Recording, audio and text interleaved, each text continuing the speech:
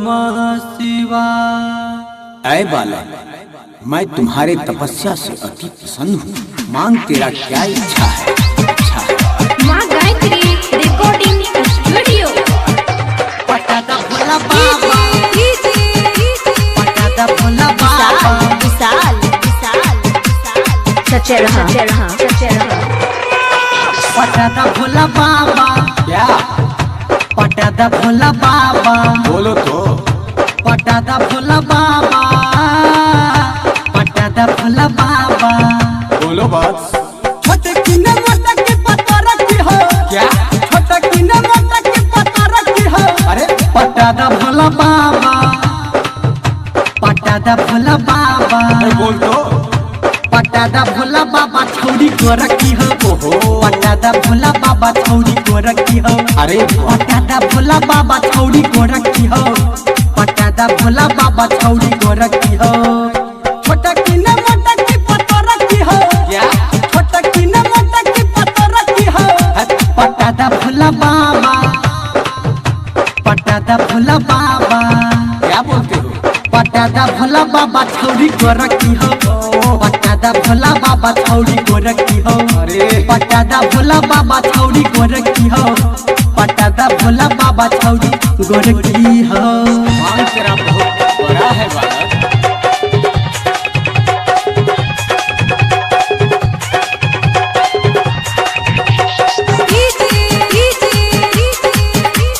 विशाल विशाल विशाल सच्चे रहा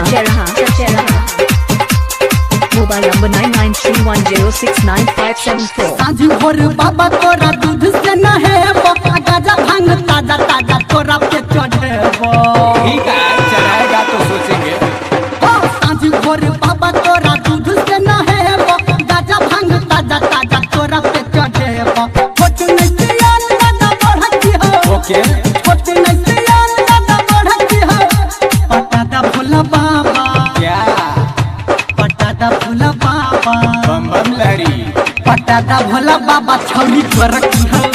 पटादा भोला बाबा छौरी को रखी हो।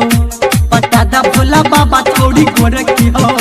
पटादा भोला बाबा छौरी को रखी हो। परेशान मत कर बालक।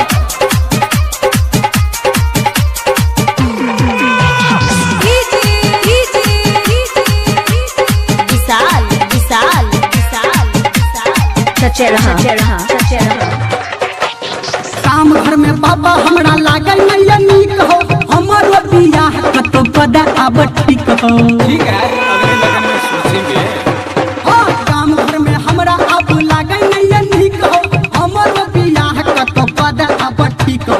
पढ़ल लिखल कोनो लड़की हो। जरूर होगा। पढ़ल लिखल कोनो लड़की हो। पटादा भोला बाबा, क्या?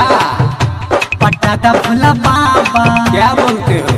पटादा भोला बाबा छौरी को रखी हो। पटादा भोला बाबा छौरी को रखी हो। पटादा भोला बाबा छौरी को रखी हो। पटादा भोला बाबा छौरी को रखी हो। ओके बालक, सोचने दो।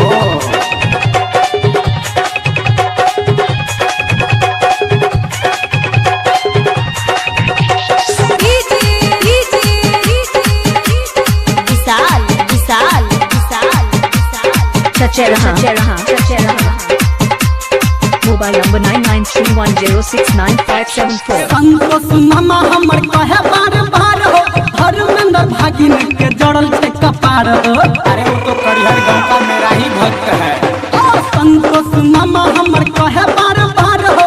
धर्मेंद्र भागिन के जड़ल छे कपार हो। कुछ सलवार नच ठहरती हो। अच्छा।